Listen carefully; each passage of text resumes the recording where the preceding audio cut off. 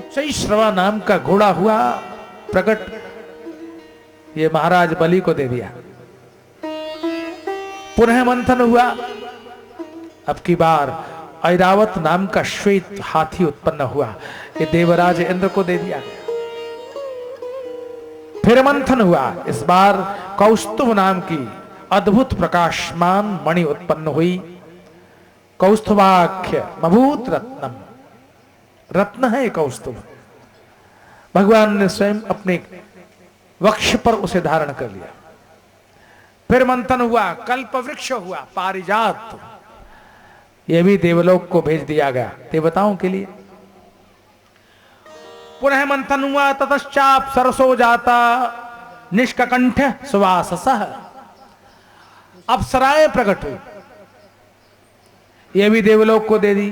फिर मंथन हुआ, ततश्चाविरभूत साक्षात श्री रमा भगवत परा, सारी दिशाएं आलोकित हो गईं। वेद मंत्रोच्चार की ध्वनि दिग्गज गूंजने लगी और ब्राह्मण वेदध्वनि करने लगे। यह प्रकट हुई भगवती श्री रमा, भगवती लक्ष्मी का प्राकट्य हुआ। हरि ओम स्वस्ति न इंद्रो वृद्धश्रवाः, स्वस्ति नः पूषा विश्ववेदाः, स्वस्ति नस्तार्क्ष्यो अरिष्टनेमिः, स्वस्ति नो बृहस्पतिर्दधातु। बोलिए लक्ष्मी माता की। लक्ष्मी प्रकट हुई, सबने कहा हमें चाहिए, हमें चाहिए, हमें चाहिए। किसको वरेगी लक्ष्मी, किसका वर्ण करेगी, किसके कंठ में जयमाल डालेगी? लक्ष्मी ने चतुर्दिक देखा, सब मुझे चाहते हैं। नर है, नाग हैं, सुर हैं, गंधर्व हैं, असुर हैं, ऋषि हैं, मुनि हैं, देव हैं, धनुष, सब चाहते हैं। लक्ष्मी ने देखा सारे समाज में केवल एक अलौकिक पुरुष है जिसने मेरी ओर देखा तक नहीं। बस लक्ष्मी ने कहा जो मेरी ओर देखता नहीं मैं उसी का वर्ण करती। और जो लक्ष्मी की ओर नहीं देखता वो कौन है? वो नारायण ही तो है। लक्ष्मी उनके पीछे पीछे चलती है, इसलिए उनकी प्रिया है। लक्ष्मी ने एक क्षण में ही विचार किया और जयमाल भगवान नारायण के कंठ में डाल दिया। बोलिए लक्ष्मी नारायण भगवान। यो बहुत अद्भुत समा हुआ, अद्भुत अवसर हुआ। सिंधु मंथन में अनेक रत्न उत्पन्न हुए, 14 रत्न उत्पन्न हुए। शंख, चंद्रमा, धनुष और अप्सराएं तो देवलोक को भेज दी गई। रत्न तो बहुत हुए, लेकिन देवता और दैत्य तो चाहते थे अमृत, जिसके पान से कोई अमर हो जाए। ईमानदारी से अपने आप से पूछिएगा, अगर भगवान प्रकट हो जाए और कहे मैं देता हूं तुमको अमृत कलश, लो पी जाओ, तो सच बताइएगा अमृत कलश देते समय भगवान एक सवाल और करेंगे, तुम अमर क्यों होना चाहते हो?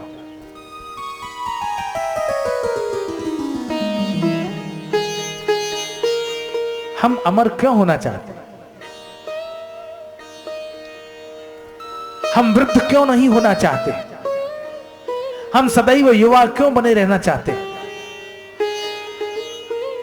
क्या इसीलिए नहीं कि हम जगत के भोगों को भोगते ही रहना चाहते हैं? भोग भोगने की अतृप्ति सब चाहिए। व्यक्ति अमर होना चाहता है कि जगत के भोगों को भोगे।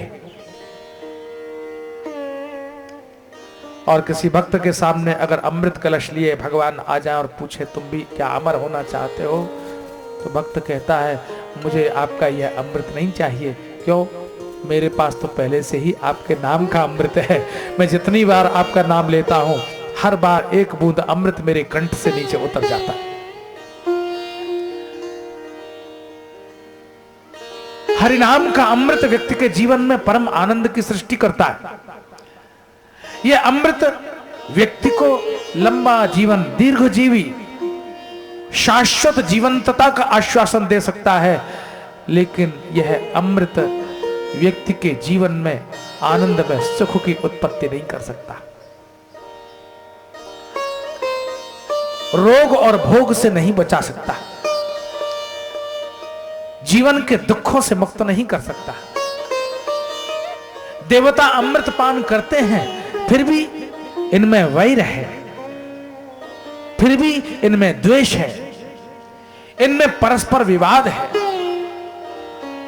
इस अमृत ने देवताओं की बुद्धि को शुद्ध नहीं किया। ऐसे अमृत को लेकर हम करेंगे भी क्या जिसमें बुद्धि शुद्ध न हो और परम आनंद की प्राप्ति न हो। ऐसे अमृत की आवश्यकता नहीं प्रभु, मुझे नहीं चाहिए।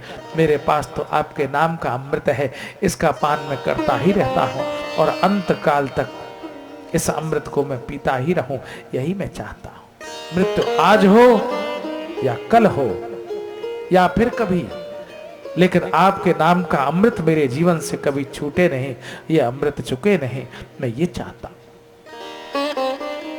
भौतिक पदार्थों का सुख या आत्मानंद की अनुभूति, दोनों में से किसका चुनाव व्यक्ति को करना चाहिए? सांसारिक साधनों से भोग भोगने की मनोवृत्ति जागृत करने वाला यह जीव, उसकी अतृप्ति बनी ही रहेगी, इंद्रियां शिथिल हो जाएंगी।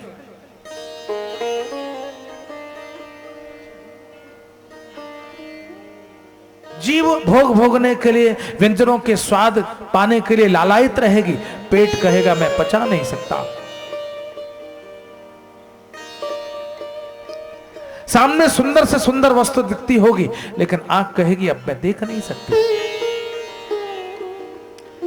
सुंदर दिव्य संगीत बजता होगा, कान कहेंगे अब मैं सुन नहीं सकता। And what will you do then? जब आपकी इंद्रियां इनकार कर देंगी कुछ भी करने से, तब आप क्या करेंगे? तब आपकी आवश्यकता क्या होगी? And what will you need then? उस समय आपकी क्या आवश्यकता होगी? आप कहेंगे नहीं चाहिए अमृत,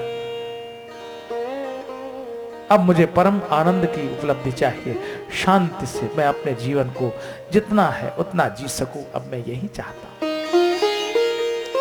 हर कथा संदेश देती है भागवत महापुराण की। देवताओं और दैत्यों के बीच में अमृत की उपलब्धि के लिए ही तो संघर्ष है, और इसलिए अवसर देखकर जब देवता भी दैत्यों के सुर में सुर मिलाकर अमृत अमृत अमृत को पाने की लालसा में प्रसन्नता व्यक्त कर रहे थे, दैत्यों ने एक झपट्टा मारा, अमृत कलश छीन कर ये गए और वो गए, रोने लगे। कैसे रोने लगे मालूम है?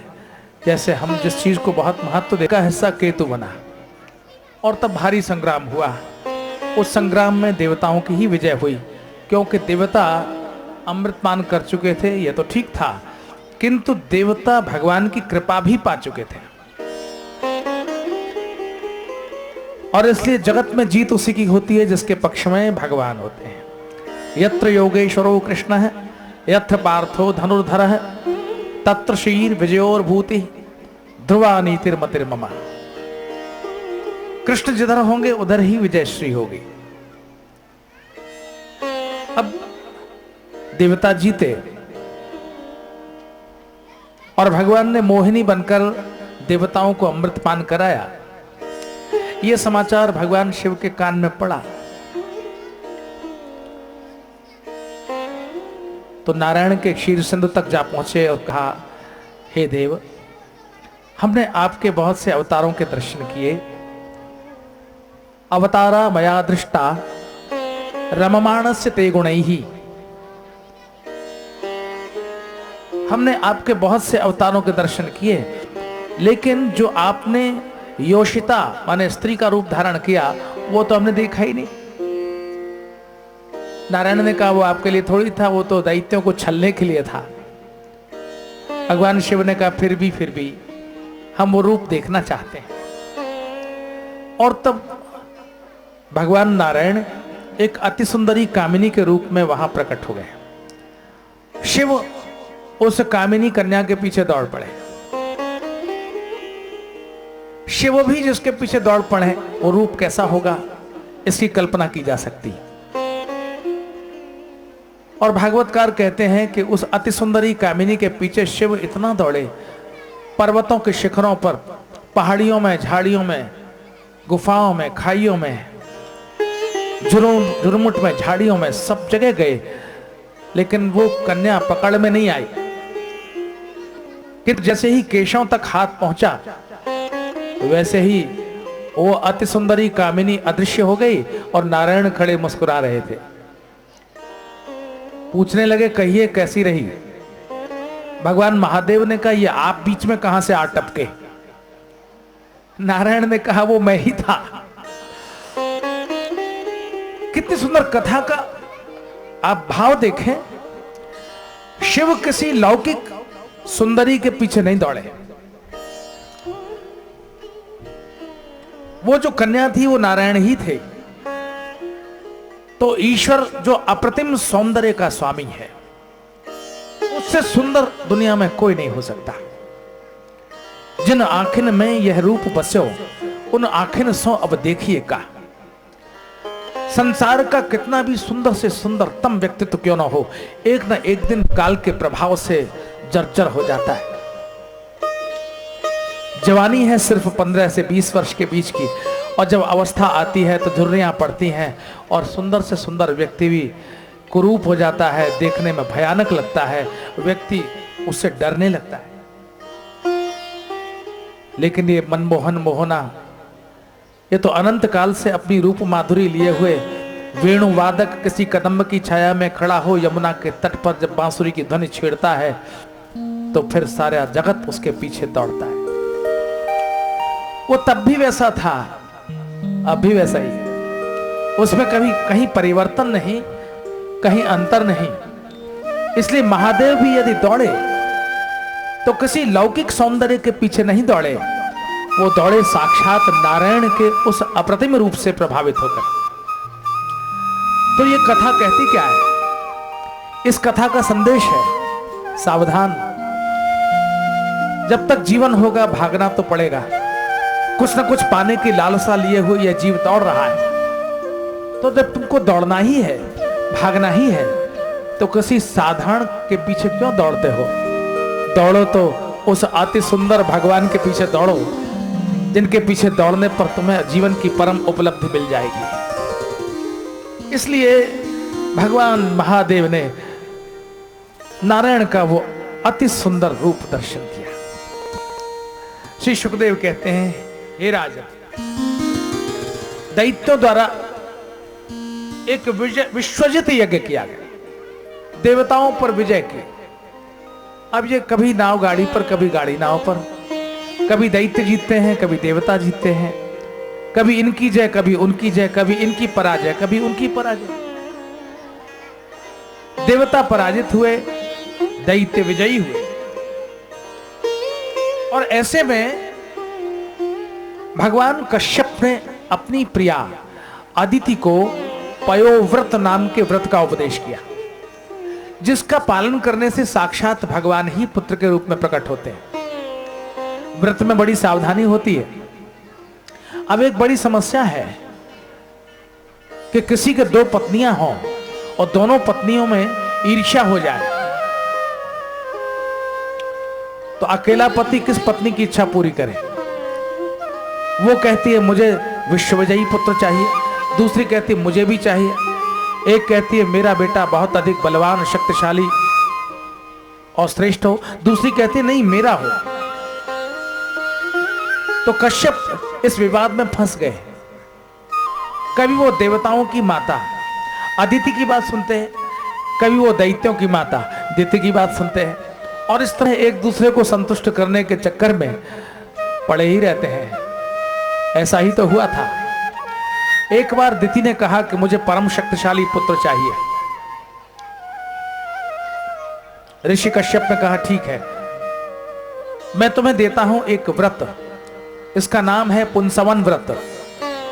सावधानी पूर्वक इस व्रत का पालन करना तो तुम्हारे परम शक्तिशाली पुत्र उत्पन्न होगा, किंतु यदि तुमसे चूक हो जाएगी तो तुम्हारा वो पुत्र देवताओं के पक्ष में चला जाएगा। दीदी ने व्रत लिया।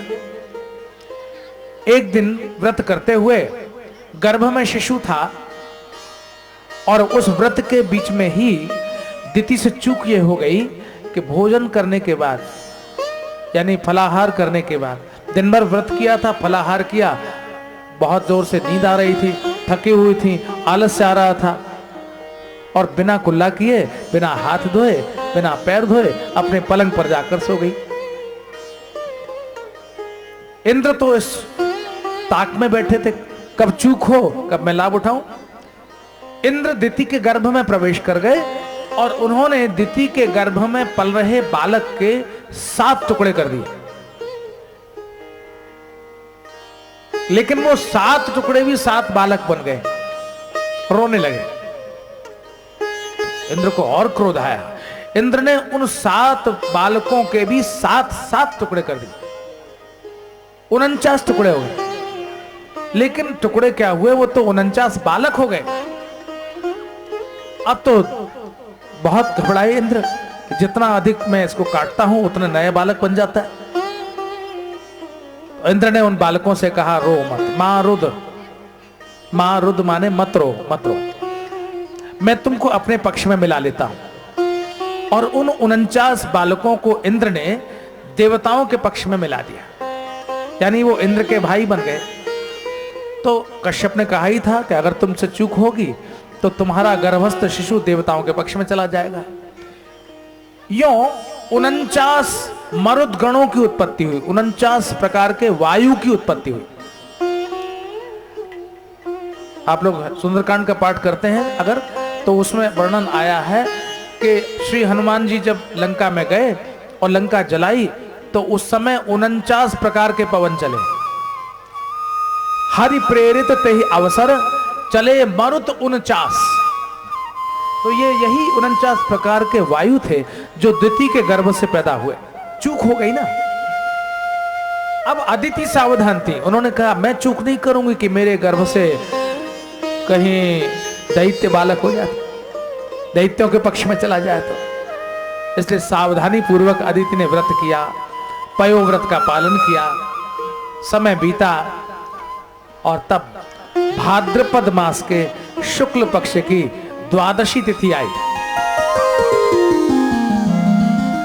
और उस समय भगवान स्वयं ही महर्षि कश्यप के पुत्र के रूप में उत्पन्न होने को उतावले हो गए। अद्भुत अवसर था।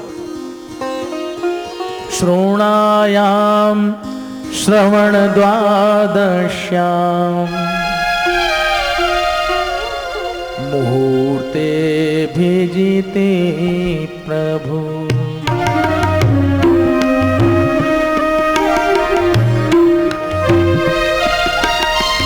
सर्वे नक्षत्र ताराद्याः चक्रुः तज्जन्म दक्षिणम्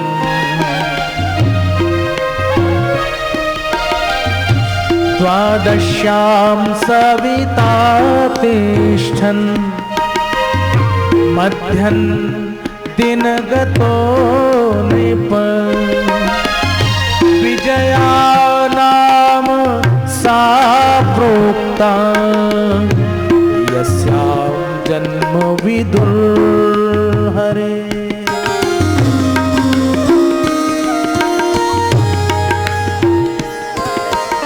भाद्रपद मास के शुक्ल पक्ष की द्वादशी तिथि, अभिजित मुहूर्त मध्याह्न काल, और उस समय भगवती अदिति के गर्भ से साक्षात ईश्वर ने वामन के रूप में अवतार लिया। बोलिए वामन भगवान। भगवान वामन प्रकट, चतुर्दिक जय घोष होने लगा, आकाश से पुष्पवृष्टि होने लगी, जयध्वनि होने लगी, मंगल गान होने लगा, विद्याधर चारण इत्यादि भगवान का गुणगान करने लगे। सारे ऋषिगण उपस्थित हो गए, दर्शन करने को लालायित हुए। दिन के मध्याह्न काल में भगवान भास्कर भी अपने रथ को रोककर भगवान का दर्शन करने को उद्यत हुए प्रतीत होते थे। सबने कुछ न कुछ दिया। जात कर्म संस्कार कराया गया। कश्यप प्रजापति को आगे करके जात कर्म संस्कार हुआ और सबने कुछ न कुछ दिया। सविता ने साक्षात भगवान सूर्य का मंत्र प्रदान किया, गायत्री मंत्र दिया। गुरुदेव बृहस्पति ने यज्ञोपवीत कराया। कश्यप ने मेखला दी, पृथ्वी ने कृष्ण मृग चर्म दिया, चंद्रमा ने दंड दिया, अदिति ने कौपीन दिया, आकाश के देवता ने छत्र दिया, ब्रह्मा ने कमंडल दिया, सप्तर्षियों ने कुशा दी, सरस्वती ने रुद्राक्ष की माला अर्पण की और कुबेर ने अक्षय भिक्षा पात्र दिया जिसमें कभी कुछ घटता नहीं था। अब ये सब हो गया तो साक्षात भगवती जगदम्बा उमा प्रकट हो गई और भगवान वामन ने भिक्षा मांगी। ने सुना कि भृगुकच्छ क्षेत्र में महाराज बलि एक बड़ा दिव्य यज्ञ कर रहे हैं। श्रुत्वाश्वमेधैर्यजमान मूर्यतम,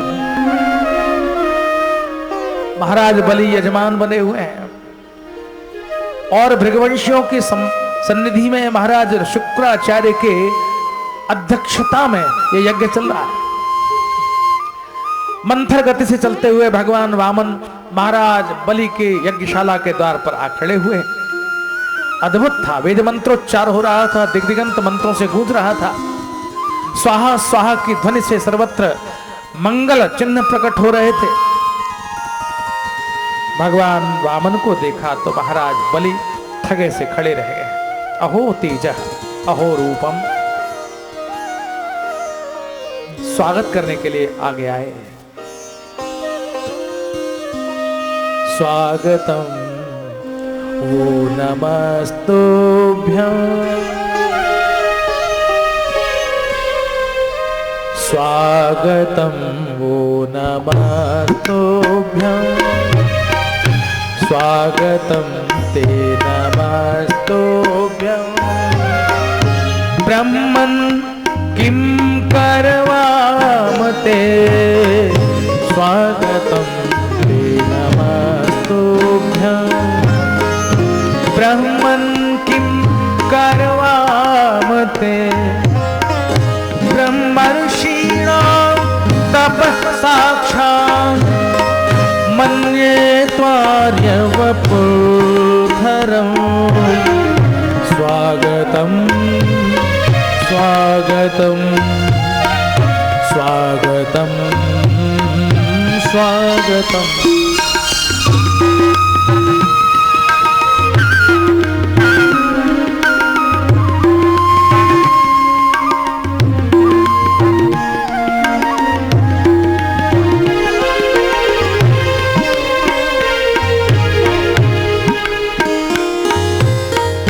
अद्य नः पितरस्तृप्ता, अद्य नः पावितं कुलम्।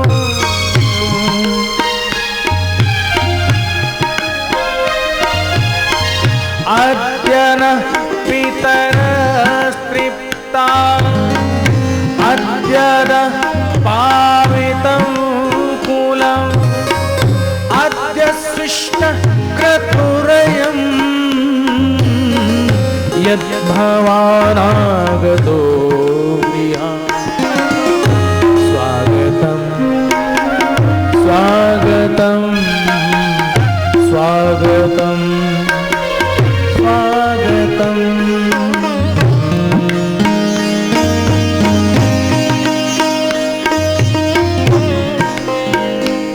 स्वागत है देव, आपका स्वागत।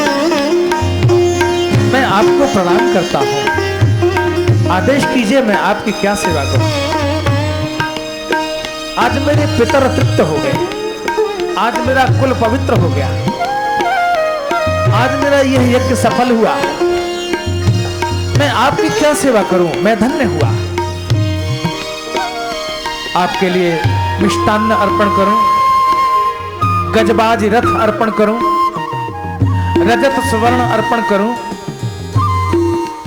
लक्ष लक्ष गौओं के संग में सुवर्ण मंडित करके सवस्त्र सदक्षिणा दान करूं, भूमि प्रदान करूं, अथवा आप ब्राह्मण बालक हैं, बटुक हैं, आपके योग्य कोई सुंदर सी ब्राह्मण कन्या ढूंढकर इसी यज्ञशाला में आपका विवाह संपन्न करा दूं, मुझे कन्या दान करने का फल मिल जाए। आदेश कीजिए, मैं आपकी क्या सेवा करूं। प्रसन्न हुए भगवान वामन ने कहा, स्वस्तिरस्तु, कल्याण हो तुम्हारा। हे दैत्यराज, तुम्हारे वंश में सब ऐसे ही तो हुए हैं। दानियों के वंश में उत्पन्न हुए तुम, उदारमना राजाओं महाराजाओं के वंश में उत्पन्न हुए तुम यदि ऐसी बात नहीं कहोगे तो भला कौन कहेगा। वचस्तवै तंजन देव सुनृतम कुलोचितम धर्मयुतम यशस्करम।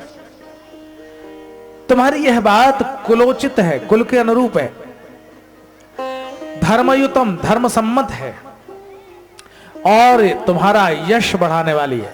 कोई आदमी दान के लिए आगे बढ़कर खड़ा हो जाए तो सारी दुनिया में उसका यश फैल जाता है। अमुक व्यक्ति है, इतना उदार है, सबको देता है, बड़ा भारी दाता है। किंतु हे राजन, हम थोड़े में संतुष्ट रहते हैं, अधिक की कामना नहीं, थोड़े से काम चलाते हैं। महाराज, ऐसा मांगिएगा जिससे मेरी लाज रह जाए। छोटी मोटी वस्तु मत मांगिएगा, मुझे देखकर मांगिएगा। दाता को देखकर याचक मांगे तो निश्चित रूप से दाता का भी मन प्रसन्न होता है कि मेरी हैसियत के हिसाब से मांगा है। भगवान ने कहा, देखिए, दाता की हैसियत तो बहुत बड़ी है, लेकिन याचक को उसी हैसियत से मांगना चाहिए जितना वो निभा सके। बहुत मांग ले लेकिन उसको संभाल न सके तो उसके लिए परेशानी हो जाएगी। तो महाराज, हम तो इतना मांगते हैं, पदानि त्रीणि दैत्येंद्र सम्मितानि पदा मम। हमें तो 3 पैर पृथ्वी चाहिए, बस उसमें हम निर्वाह कर लेंगे। ब्राह्मण के लिए ज्यादा आवश्यकता भी नहीं है। असंतुष्टा द्विजानष्टा, असंतोषी ब्राह्मण नष्ट हो जाता है। ब्राह्मण को हर हालत में संतुष्ट रहना चाहिए। 3 पग पृथ्वी चाहिए, लेकिन नापूंगा मैं ही। तुम कहीं ये कहो कि कोई और नाप देगा तो दूसरे का नपा हुआ मैं नहीं लेता हूं। शेर अपना शिकार खुद करता है, इसी तरह ब्राह्मण अपनी याचना खुद करता है और खुद ही उसको नापता है, खुद ही उसको लेता है। कोई दूसरा आदमी करे तो फिर उच्छिष्ट हो जाता है, वो झूठा हो जाता है। दूसरे का नापा नहीं लूंगा, नापूंगा मैं। सम्मितानि पदा मम। महाराज बलि ने कहा, ठीक है, आपकी अगर ऐसी ही इच्छा है तो भला मुझे क्या ऐतराज हो सकता है। देने को तत्पर हुए पास में खड़े थे शुक्राचार्य, यज्ञाचार्य, शुक्राचार्य, आचार्य। महाराज बलि के गुरु कान में आकर शुक्राचार्य ने कहा, मूर्ख, ये क्या करता है। एष वैरोचने साक्षात भगवान विष्णुरव्यय है, कश्यपाद ऋतेर जातो देवानाम कार्य साधक है। अरे ये तो भगवान विष्णु है। विष्णु देवताओं का कार्य सिद्ध करने के लिए कश्यप अदिति के यहां प्रकट हुए। जैसे ही ये सुना, महाराज बलि भाव में आ गए, गुरुदेव, क्या सचमुच ये ईश्वर है। तब तो आज मेरी साधना सिद्ध हो गई, आज गुरु की कृपा साकार हो गई, आज मेरा भजन सार्थक सिद्ध हुआ। जिसके द्वार पर ईश्वर याचक बनकर आ खड़ा हो, इससे बड़ा किसी के जीवन में सुखद अवसर क्या हो सकता है। दुनिया का दाता याचक बनकर आ खड़ा हो और मांगने लगे, तब तो गुरुदेव मुझे बहुत प्रसन्नता है। आपका आराधन, आपकी सेवा, आपके द्वारा दी गई दीक्षा आज सफल हो गई। शुक्राचार्य ने कहा, मूर्ख, मेरी बात ध्यान से सुन। यदि कहीं तूने इसको कुछ दिया तो तेरा सब कुछ छीन लेगा।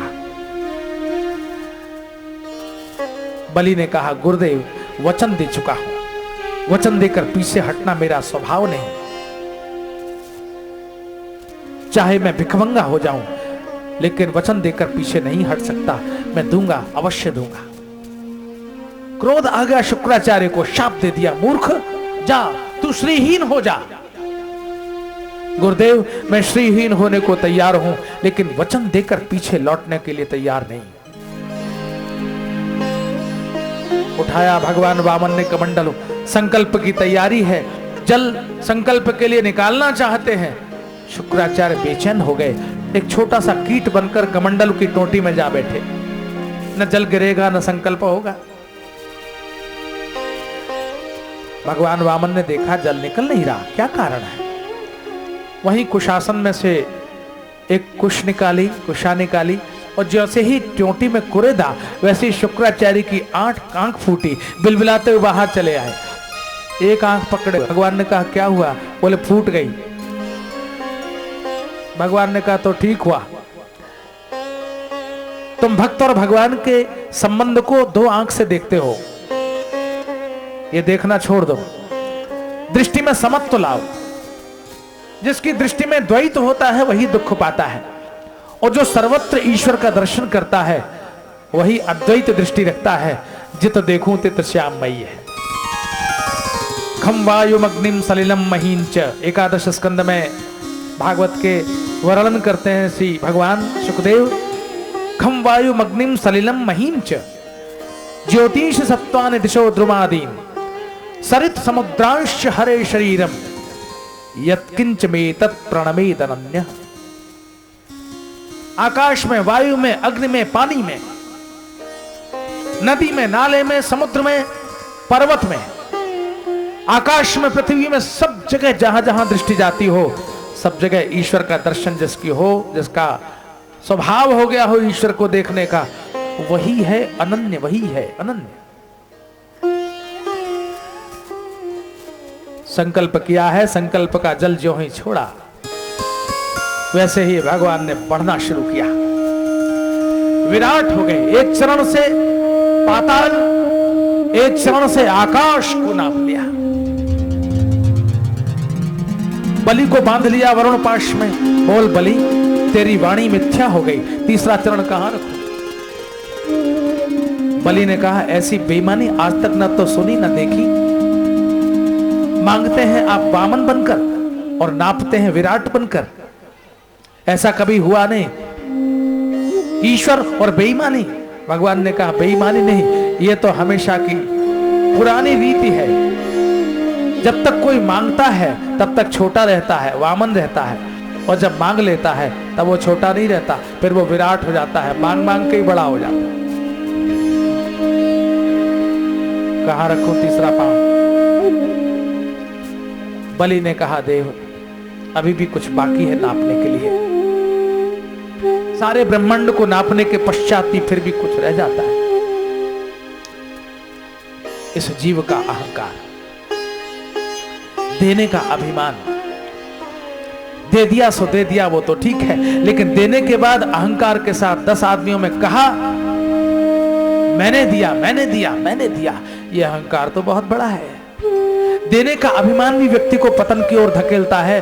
देव आपने सारा ब्रह्मांड 2 चरणों से नाप लिया, आप कृपा कीजिए तीसरा चरण मेरे सिर पर रख दीजिए, मेरे अभिमान को नाप लीजिए। पदम तृतीयम कुरुशीष निमेनिजम, मैं तो तुम्हारो दास जन्म जन्म।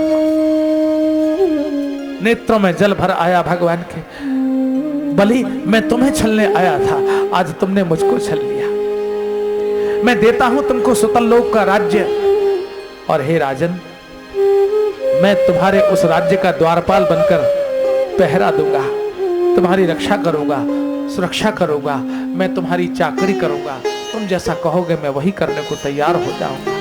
विराट ईश्वर जो सारे जगत का स्वामी है, अपने भक्त का चाकर बनने तक को तैयार हो जाता है।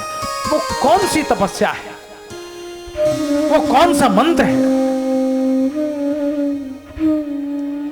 वो कौन सा रहस्य है जिसको पालेने के पश्चात ईश्वर भी चाकर बनने को तैयार होता है।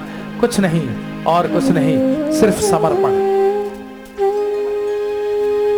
हे देव मैं आपका दास हूं, प्रभु के चरणों में एकमात्र समर्पण ही वो उपाय है जो ईश्वर को भी किसी का चाकर बना देता है। आज महाराज बलि के चाकर होकर भगवान सुतल लोक के द्वारपाल बने खड़े हुए हैं, आज भी बोलिए वामन भगवान।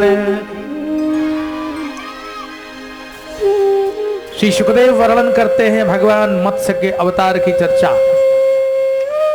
द्रविड़ नरेश सत्यव्रत महाराज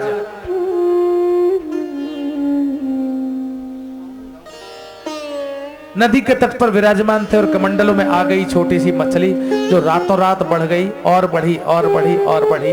आश्चर्य तो तब हुआ जब समुद्र में भी समाना मुश्किल हुआ। तब भगवान ने कहा, जब ब्रह्मा का नैमित्तिक प्रलय होगा, सो जाएंगे ब्रह्मा, उस समय मैं इसी रूप में प्रकट होऊंगा और तब तुमको उपदेश करूंगा। भगवान का मत्स्यावतार हुआ और भगवान ने महाराज सत्यव्रत को जो उपदेश दिया वो आज भी मत्स्य पुराण के रूप में जगत में प्रसिद्ध है। बोलिए मत्स्य भगवान की। यों श्री सुखदेव ने अष्टम स्कंद की चर्चा का विराम किया। अब नवम स्कंद प्रारंभ हो रहा है। नवम स्कंद के प्रारंभ में सूर्यवंशी राजाओं का वर्णन है, क्योंकि महाराज परीक्षित की ये जिज्ञासा थी, भगवान आपने बहुत से राजाओं का वर्णन किया, मनु का वर्णन किया, मनवंतरों का वर्णन किया। मन्वंतराणि सर्वाणि त्वयोक्तानि श्रुतानि मे। मन्वंतराणि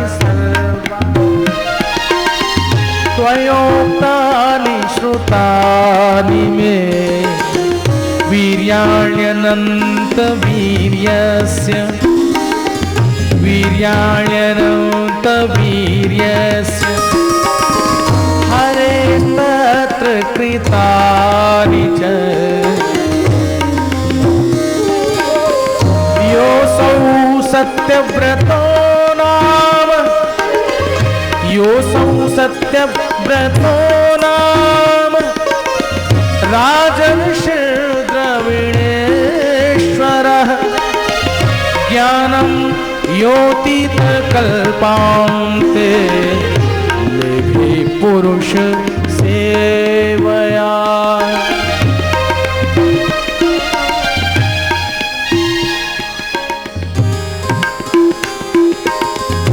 सुनाइए प्रभु वैवस्वत मनु के वंश की चर्चा, सुनाइए सूर्यवंश की चर्चा। सुखदेव ने कहा, श्रूयता मानवो वंश। मैं तुम्हें मनु के वंश की चर्चा सुनाता हूं। जिस दिन उत्सव होता है ना, उत्सव में थोड़ा को लोगों को लालसा होती है, जल्दी करो खत्म, जल्दी खत्म, कब होगा उत्सव, कब होगा, भगवान कब प्रकट होंगे, कब प्रकट होंगे। अरे इंतजार करो तभी तो होंगे, बिना इंतजार के मजा भी नहीं होता। इंतजार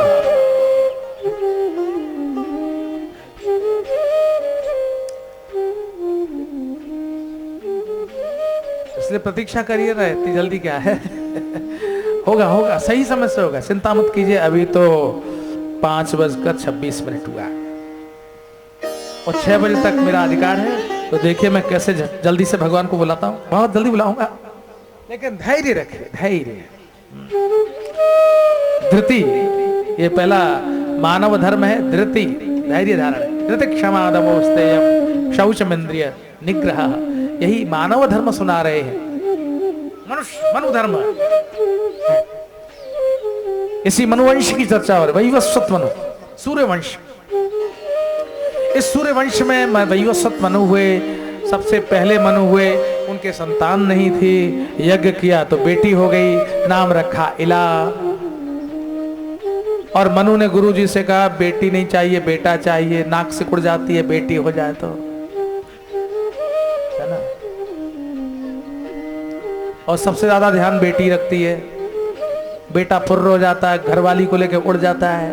और बेटी अगर ससुराल होती है तो वहां से फोन करके पूछती है, पापा तुम कैसे हो, तुमने दवा खाई कि नहीं खाई, खाना सही समय से खाना, और देखो मॉर्निंग वॉक को जरूर जाना, तबीयत ठीक रखना। बेटी फोन करके पूछती है, और बेटा तो कौड़ी बाप को नहीं पूछता। बेटियां सबसे अच्छी होती हैं भाई, एक बुरा मत मानना, जिसके बेटे बैठे होंगे तो वो बुरा कहेंगे।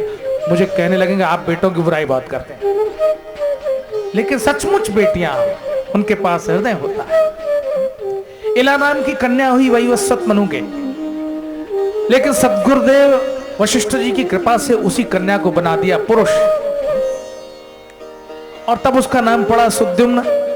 लेकिन गजब की बात है, वो जब हिमालय की ओर गया तो वो फिर से स्त्री हो गया, और उसने एक बुध नाम के ऋषि से विवाह कर लिया, और उसके एक बेटा हुआ पुरुरवा, और इस पुरुरवा का ही वंश आगे चला। इस तरह मनु जी के वंश की चर्चा बड़ी अद्भुत है। ऐसे ऐसे सुपुत्र या सुपुत्री से कोई संतुष्ट नहीं रहता जो 6 महीने पुरुष रहे और 6 महीने, 1 महीना पुरुष रहे 1 महीना स्त्री रहे, तो गड़बड़ होता है। तो मनु जी ने 10 और संतानों को उत्पन्न किया। उसी में सबसे महत्वपूर्ण कथा है महाराज अम्बरीश की। महाराज अम्बरीश जो भगवान के भक्त थे, दुर्वासा ऋषि के कोप का भाजन परे, द्वादशी विद्या एकादशी का व्रत किया था, पारण करने जा रहे थे, मुहूर्त आ गया, दुर्वासा आ नहीं पाए समय से, जल पी लिया। पंडितों के कहने से दुर्वासा ने कोप किया, और तब भगवान के सुदर्शन चक्र ने दुर्वासा का पीछा किया। इस कथा में जो बड़ी महत्वपूर्ण बात है वो ये है कि दुर्वासा जब भगवान के सुदर्शन से घबराकर भगवान के पास तक पहुंचे और कहा बचाइए बचाइए, भगवान ने कहा नहीं बचा सकता। अरे आपका सुदर्शन है, नहीं बचा सकता मैं। क्यों? जिसका अपराध किया है वही बचा सकता, मैं स्वाधीन नहीं हूं। भगवान कह रहे मैं पराधीन हूं। अहम भक्त पराधीनो यस्वतंत्र एव द्विज साधुभिर्ग्रस्त हृदयो भक्तैर्भक्त जनप्रियः। मैं भक्तों के अधीन हूं। अम्बरीश अगर क्षमा करें तो दुर्वासा तुमको क्षमा मिल सकती है। और सचमुच दुर्वासा को क्षमा मिली, लेकिन भगवान से नहीं मिली। अम्बरीश जी ने ही भगवान से प्रार्थना की, भगवान क्षमा करें, बड़ा अपराध हो गया। तब दुर्वासा कहते हैं अहो अनंत दासा नाम महत्वम दृष्टम अद्यमे। आज मैंने भगवान के दासों का महत्व देखा। मैंने अपराध किया, लेकिन फिर भी वो अम्बरीश जिनका मैंने अपराध किया मेरे मंगल की कामना कर रहे।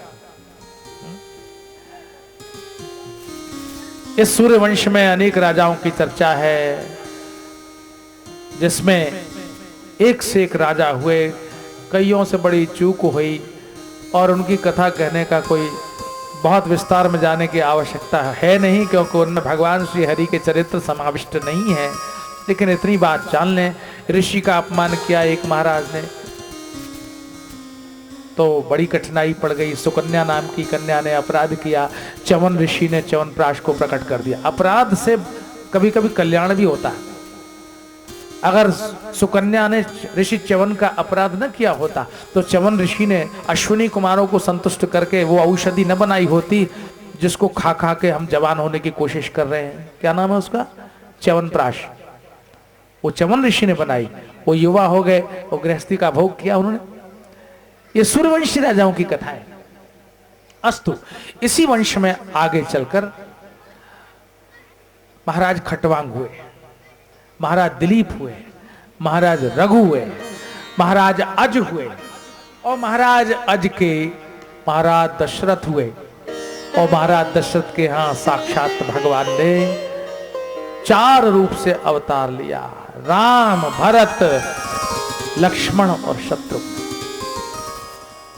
बस गुरुदेव की कृपा हुई, वशिष्ठ जी ने हवन करके साक्षात ईश्वर को प्रकट कर दिया। 4 राजकुमार महाराज दशरथ को हुए तो सारे अवध में आनंद छा गया। भय प्रगट कृपाला दीन दयाला कौशल्या हितकारी हर्षित मनहारी मुनि मनहारी बहुत रूप विचारे, लोचन अभिरामा तनुज श्यामा, निज आयुध भुज चारे, भूषण बनमाला नयन विशाला, शोभा सिंधु करारे, कहे दुई कर जोई स्तुति तोई, केहि विधि करो अनंता, माया गुण ज्ञाना तीत अमाना, वेद पुराण भरता, करुणा सुख सागर सब गुण आगर, जेहि गावहि श्रुति संता, सो मम हित लागी जन अनुरागी, भयउ प्रगट श्रीकांता, ब्रह्मांड निकाया निर्मित माया, रोम रोम प्रतिवेद रहे, मन उर सोवासी यह उपहासी, सुनत धीर मन स्थिर न रहे, उपजा जब जाना प्रभु मुस्काना, चरित बहुत विधि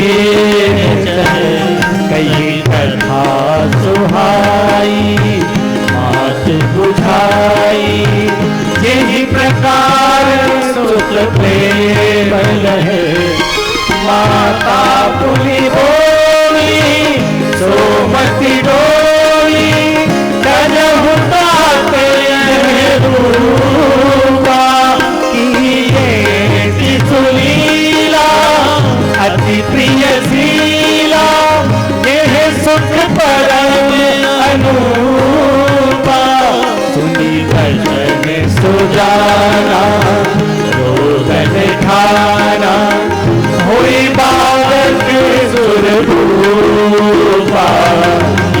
चरित जिगावहि हरि पद पावहि, तेरा परहि भवतोपा, हे प्रगट कृपाला दीन दयाला, चित्रधेनु सुर संहित दीन मनुज अवतार, निज इच्छा निर्मित तनु माया गुण गोपाल, सियावर रामचंद्र की जय। भय प्रगट कृपाला दीन दयाला, कौशल्या हितकारी, प्रगट कृपाला दीन दयाला।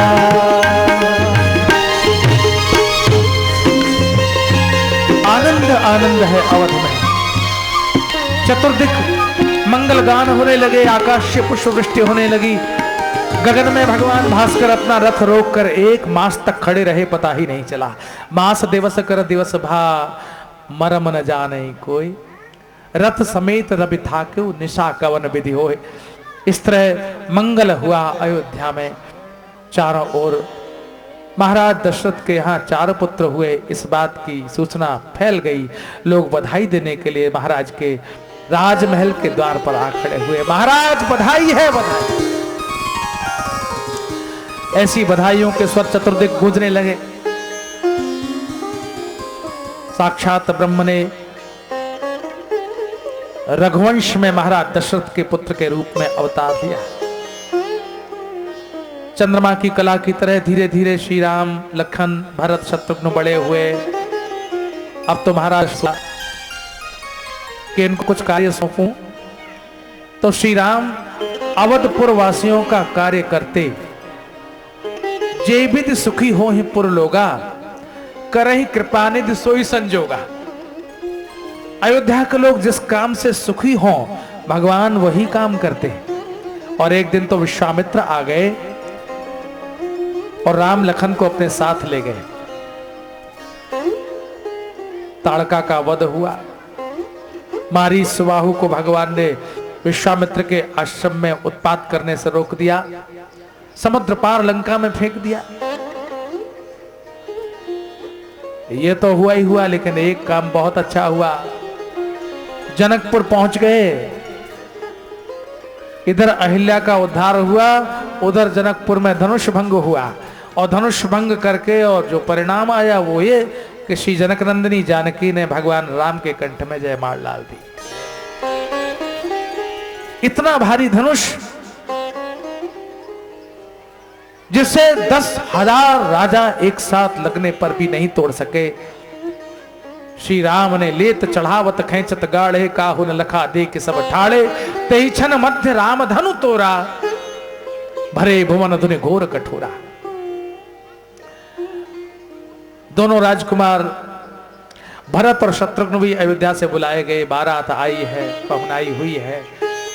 चारों राजकुमारों का विवाह चारों राजकुमारियों से हुआ। मांडवी सुत कीरति उर्मिला और जानकी कुंवरी लई हकारी के चारों को बुलाया। विवाह हुआ, मंडप सजा, बारात बहुत दिन तक रुकी रही। विदा हुई, अयोध्या में आए, लेकिन सुख के दिन ज्यादा टिकते नहीं है। कैकेयी ने महाराज से मांग लिया राम को वनवास और भरत को राज्य। बस इसी दुख में महाराज शरीर छोड़ बैठे और राम वनपथ पर चले गए। भरत बनाने गए चित्रकूट, लेकिन श्री राम ने एक सिद्धांत कहा। चित्रकूट में एक सिद्धांत की बात कही, भाई तुमने हमारे बीच में एक चीज का बंटवारा बहुत अच्छा किया। बस राम के चरित्र में जो सबसे महत्वपूर्ण बात रामचरितमानस में निकलकर आती है वो ये कि पिता के मरने पर पुत्र हमेशा संपत्ति के बंटवारे का झगड़ा करते हैं, लेकिन पिता के मरने पर रामचरित्र में संपत्ति का नहीं, विपत्ति के बंटवारे का झगड़ा होता है। और यही नींव रखी जाती है राम के चरित्र की। राम के राज्य की भूमिका विपत्ति के बंटवारे से शुरू होती है, संपत्ति के बंटवारे से नहीं। बांटी विपत्ति सब ही मोहि भाई, तो वही अवधि भरे बड़ी कठिनाई। जिस समाज में लोग एक दूसरे की विपत्ति का बंटवारा करते हैं, वास्तव में वही राम राज्य की शुरुआत होती है।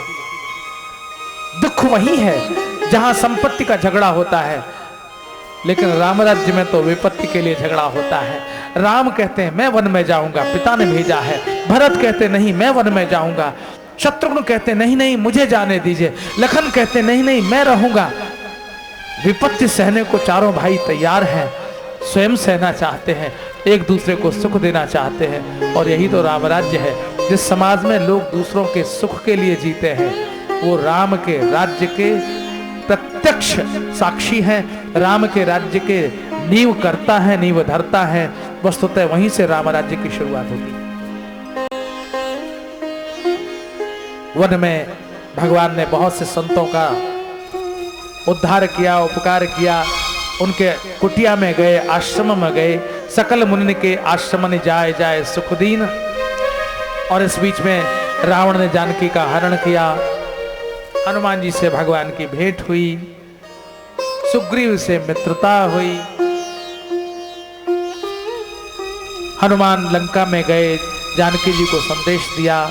और तब तो सुग्रीव की सेना सहित श्री राम सिंधु पार करके लंका के सन्निकट जा पहुंचे। भारी युद्ध हुआ, रावण का उद्धार किया, कुंभकर्ण का उद्धार किया, मेघनाद का उद्धार हुआ। और इस तरह से लंका विजय करके श्री राम अवध में लौटे। 14 वर्ष के पश्चात श्री राम का राज्य स्थापित हुआ।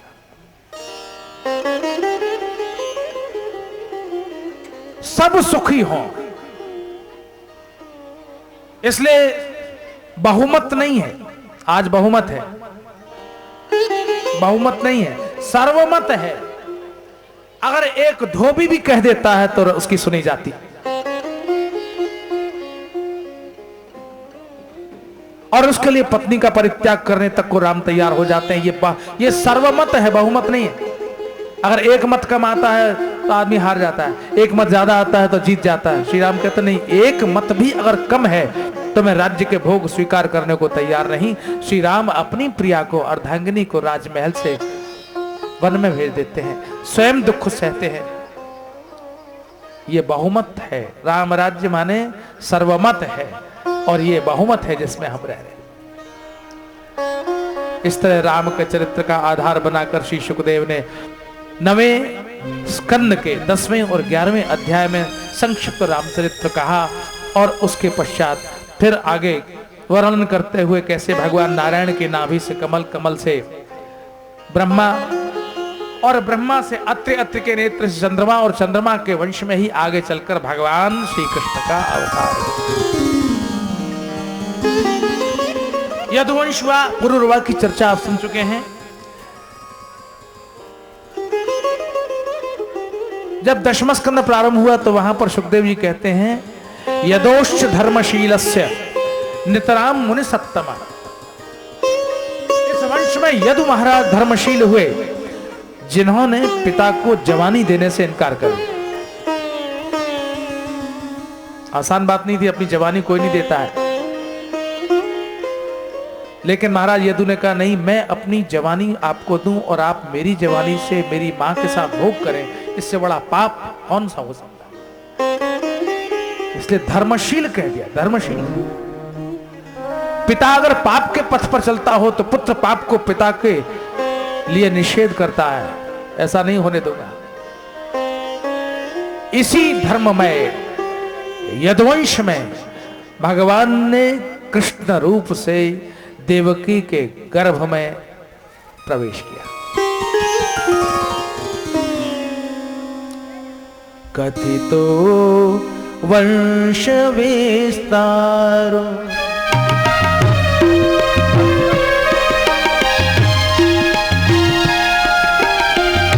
कथितो वंश विस्तारो भवता सोम सूर्ययो कथितो वंश विस्तारो भवता सोम सूर्ययो राज्ञं चोभयवंशानां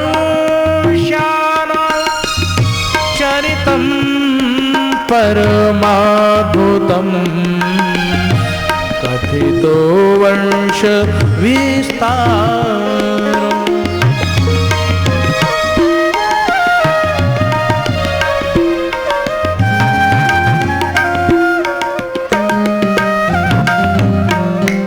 महाराज परीक्षित कहते हैं, आपने चंद्रवंश और सूर्यवंश का विस्तार से वर्णन किया, मैं धन्य हुआ। अब मैं यदुवंश में उत्पन्न भगवान ने जो अवतार धारण किया, अनेक लीलाएं की, वो चरित्र, अद्भुत चरित्र आपके श्रीमुख से सुनना चाहता हूं। सुखदेव जी ने कहा, बहुत सुंदर। धरती दुखी, कंस का अत्याचार, देवता गौरूप धारणी पृथ्वी को लिए क्षीर सिंधु के तट पर पहुंचे और वहां भगवान की प्रार्थना की। आकाशवाणी हुई, चिंता मत करो, वसुदेव गृहे साक्षात भगवान पुरुष पर है, जनिष्यते तत्प्रियार्थम संभवंत सुरस्त्रिय है। वसुदेव के घर में साक्षात भगवान अवतार धारण करेंगे। जन डर पहु मुनि सिद्ध सुरेसा, जन डर पहु मुनि सिद्ध सुरेसा, डर पहु मुनि सिद्ध सुरेसा, तुम ही लागी धरि हऊ नर बेसा, तुम ही लागी धरि हऊ नर बेसा, तुम ही लागी धरि हऊ नर बेसा, तुम ही लागी धरि हऊ नर बेसा। आदि शक्ति जहि जग उपजाया, आदि शक्ति जहि जग उपजाया, सो अवतरि मोरी यह माया, सो अवतरि मोरी यह माया। आएंगे भगवान आएंगे और रूपक बचपना कंस अपनी चचेरी बहन को विदा करने जा रहा था। आकाशवाणी हुई, मूर्ख, जिस प्रिय बहन को इतने प्रेम से विदा करने जा रहा है, उसी देवकी के गर्भ से जन्म लेने वाला 8वां बालक तेरा हंता होगा, तुझे मारेगा। कंस ने वध करना चाहा। वसुदेव ने कहा, मैं सत्य कहता हूं, 8वां बालक मैं तुम्हें सौंप दूंगा। नारद जी को खलबली हो गई। क्यों? पाप अगर नहीं बढ़ेंगे तो भगवान के अवतार में भी देरी होगी। यानी ईश्वर का अवतार करवाना हो तो पाप को बढ़ा दो। एक तरीका यह भी है, कोई भक्ति से भगवान को प्रकट करता है, कोई शक्ति से भगवान को प्रकट करता है, कोई धर्म से, कोई पुण्य से भगवान को प्रकट करता है, कोई पाप से प्रकट करता है। नारद जी ने कहा कि अब ये इतनी जल्दी धर्म तो हो नहीं सकता, कंस से पलट नहीं सकता, आदत खराब हो गई, भजन हो ही नहीं, तामस देहा। रावण ने भी यही कहा था। तो क्या करे, कंस के हाथों पाप को बढ़वा दूं तो भगवान जल्दी आ जाएंगे। कंस को पट्टी पढ़ाई, बंद कर दो कारागार में और मार दो सारे बालकों को जितने जन्म लें, कोई ठिकाना नहीं। देवताओं की भाषा अजब गजब है। कौन सा 8वां, पहला या दूसरा या तीसरा या चौथा, या 8वां ही 8वां। कंस ने बात मानी। वसुदेव देवकी को हथकड़ी बेड़ी डालकर कारागार में बंद कर दिया और जन्म लेने वाले एक एक बालक का वध कर दिया। 6ठा बालक जन्म लेने वाला था, उससे पहले ही भगवान की प्रेरणा से वो बालक रोहिणी के गर्भ में स्थापित हो गया और उसका जब जन्म हुआ तो वो बलदाऊ जी महाराज का प्राकट्य हुआ।